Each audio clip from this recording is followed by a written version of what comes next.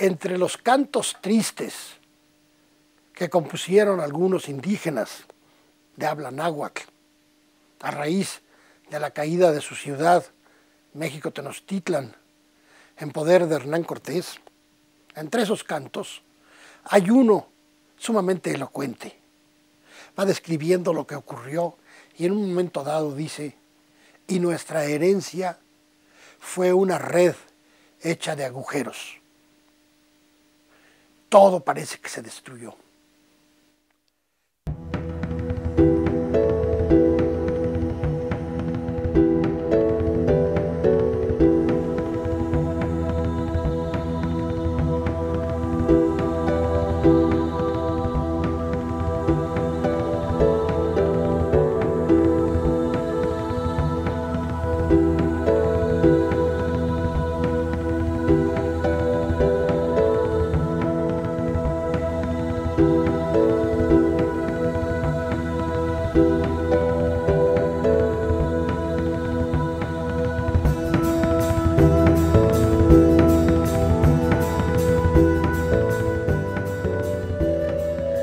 La conquista militar acaba propiamente en 1521, con la toma de la gran ciudad México Tenochtitlan. A partir de ese año viene la reorganización de la nueva sociedad. Uno de los aspectos importantes de esta reorganización era el mundo religioso cristiano que traían los españoles que llegan a México. Ellos consideran que no son capaces de llevar a cabo esta obra y piden el apoyo de misioneros, sobre todo de misioneros franciscanos, porque conocen que es una orden que está preparada para este tipo de trabajo. Aquí se van a unir dos cosas. Por una parte, el interés de Hernán Cortés por traer misioneros y por otra parte aquel ideal de misión que existió en los franciscanos reformados de España, que son los primeros que van a venir. A través de las cartas de Hernán Cortés al emperador tenemos el testimonio del interés por esta reorganización religiosa, la evangelización, vamos a llamarle. Y también nos damos cuenta del interés de los franciscanos, que allá, un interés que ya existía aún antes de las cartas. Así, en 1523 van a llegar a México 3 misioneros no españoles, 3 misioneros belgas, que van a realizar una gran obra evangelizadora aquí en México. Esos 3 misioneros fueron Fray Pedro de Gante, Fray Pedro de Agora y Fray Juan de Tecto. Llegan a México en 1523, pero no se pueden establecer en México Tenochtitlan. Es una ciudad, México Tenochtitlan, en ese año en reconstrucción. Había terminado una gran guerra de conquista, se empezaba a trazar lo que iba a ser la nueva ciudad y no había espacio para tener misioneros en la ciudad. Ellos se van a ir entonces a la ciudad de Texcoco y desde allí, más que hacer una misión, lo que van a hacer es prepararse para realizar esa misión. Un año después, 1524, va a llegar la verdadera misión a la Nueva España, que son los 12 primeros franciscanos.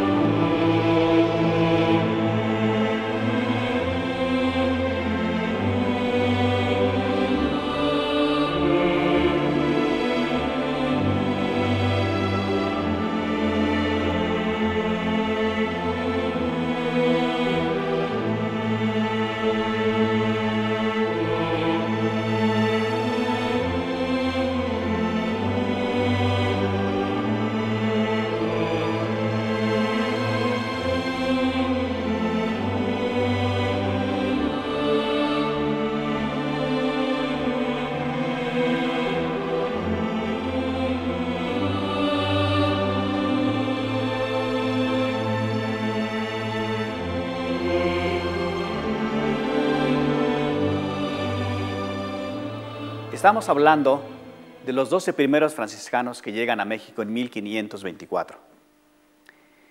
Estos franciscanos habían vivido con la ilusión de la misión, pero nunca habían imaginado a el mundo tan distinto que van a encontrar en México.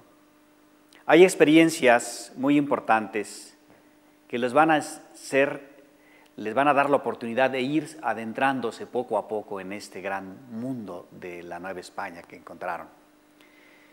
Una de las grandes experiencias quizá fue su primer encuentro con una gran multitud de comunidades indígenas en la ciudad de Tlaxcala. Los franciscanos llegan al puerto de Veracruz en 1524, en mayo, el día 13 de mayo, y a partir de ese día empiezan a avanzar hacia la Ciudad de México.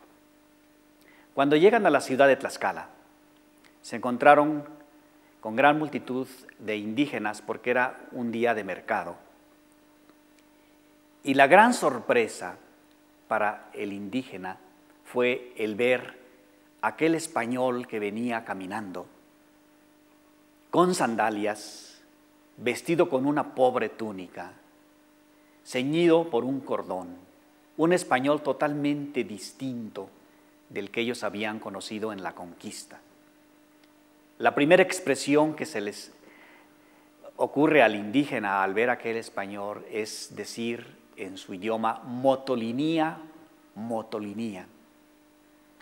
Uno de los franciscanos que viene en este grupo de los 12, Fray Toribio de Benavente, al escuchar aquella palabra repetida tantas veces, pregunta qué cosa es lo que significaba aquella palabra. Los que ya conocían el idioma le dicen que motolinía, como los están señalando, quiere decir el que es pobre. Fray Toribio de Benavente dice, a partir de hoy mi nombre no será Toribio de Benavente, sino Toribio de Motolinía, como en realidad después empieza a firmar todos sus documentos como Toribio Motolinía. Esta experiencia nos señala el gran impacto tanto de los franciscanos como de los indígenas mutuamente. Son en un momento seres raros, seres desconocidos, pero son seres que poco a poco se van a ir compenetrando el uno con el otro. Tenemos testimonios interesantes de fines del siglo, de aquellas primeras experiencias de los indígenas ante aquel grupo de motolinía que llegaba, aquel grupo motoliniani de pobres que llegaban, seres extraños, seres que no actuaban como los demás españoles.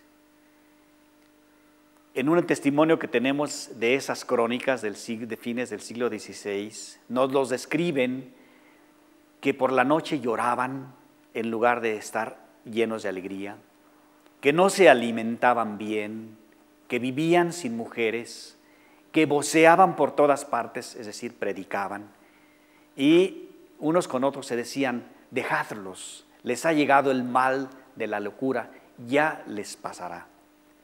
Ese primer impacto de la comunidad indígena con los franciscanos tiene también su contrapartida. Los franciscanos igual vieron aquellas comunidades en los primeros meses como unas comunidades totalmente indígenas, totalmente incomprensibles para ellos, porque al llegar a México Tenochtitlan todavía existen el gran Teocalli, se celebraban las grandes ceremonias.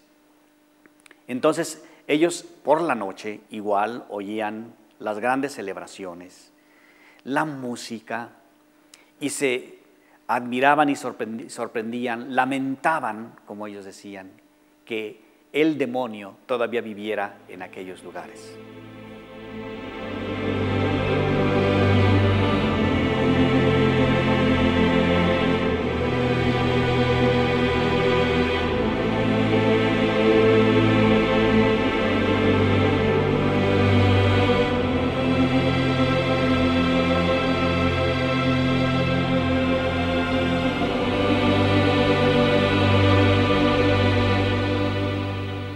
Pueden señalar dos fuentes de inspiración en la formación intelectual y espiritual de los franciscanos. Hay que señalar en primer lugar el misticismo franciscano de fines del siglo XV y principios del siglo XVI.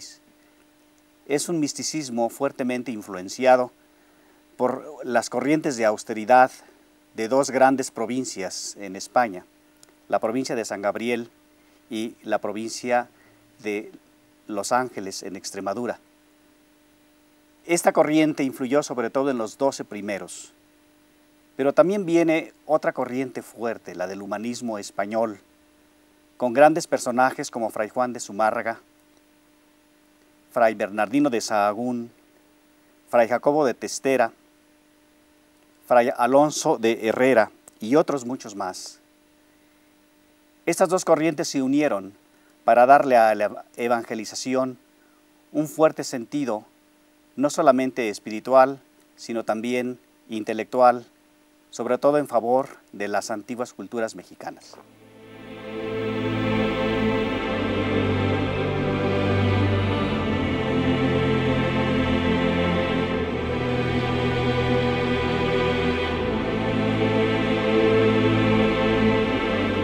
Yo creo que debemos reconocer otra cara de esta historia. Afortunadamente, entre quienes vinieron, entre los frailes sobre todo, entre algunos oficiales de la corona también, hubo algunos que se habían formado en el humanismo de la España del siglo XVI. Se habían formado en Salamanca, en Alcalá, incluso algunos en la Sorbona. Y estos tenían un sentido humanista. Voy a dar un ejemplo nada más. Fray Bernardino de Sahagún, que dedicó su vida para comprender desde dentro a los pueblos indígenas del centro de México, padre de la antropología en el Nuevo Mundo. Eso fue importantísimo. Bueno, ¿qué hicieron ellos? ¿Qué se preocuparon por rescatar algo, porque no desapareciera esa cultura? Quisieron de alguna manera, como hoy día dicen, endoculturar el cristianismo, es decir, adaptarlo a la mentalidad indígena. Desde un principio, los que llegaron quisieron aprender la lengua. Claro, en México se hablaban y se siguen hablando muchas lenguas. De hecho, se han perdido muchísimas. Yo calculo que cuando ocurrió la conquista seguramente habría más de 200 lenguas aquí en México. Ahora mismo hay cerca de 60 que se siguen hablando.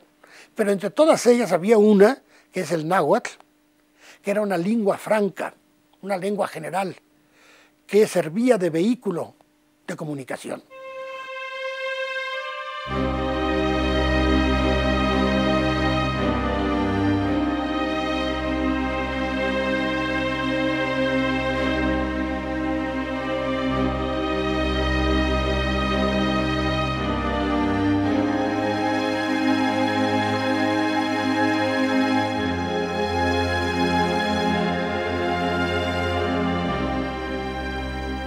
Los 4 o 5 primeros años fueron un tanto difíciles para los franciscanos, precisamente por encontrarse ante un mundo para ellos totalmente desconocido.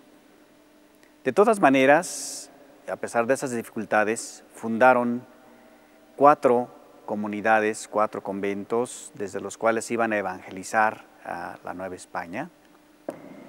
Estos conventos fueron el de México, Tenochtitlan, capital de lo que había sido el gran imperio azteca, Texcoco, en donde había todavía el resto de un gran mundo cultural indígena, Huejotzingo, que fue un lugar estratégico militar muy importante, y Tlaxcala, la comunidad indígena que había ayudado a Cortés en la conquista.